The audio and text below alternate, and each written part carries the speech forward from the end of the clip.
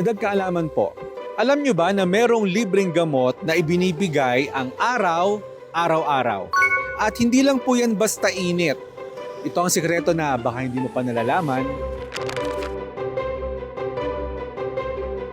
Ang simpleng pagpapaaraw ay nagbibigay ng vitamin D.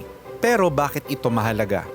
Ang vitamin D ay tumutulong sa malusog na buto, pinapalakas ang immune system at pinalalakas ang iyong mood dahil sa pagtaas ng serotonin, aka ang happy hormone. Pero alam mo ba, ayon sa studies, 42% ng tao sa buong mundo ay deficient sa vitamin D. Ikaw, kailan ka huling nagpaaraw? Kailangan mo lang ng 10 to 15 minutes sa umaga, yung hindi pa masakit ang araw, para kang nag-recharge ng baterya ng katawan mo. Kaya simula bukas, lumabas ka, magpaaraw ka at damhin ang libreng regalo ng kalikasan. Tandaan, ang simpleng araw pwedeng magbigay ng malaking pagbabago.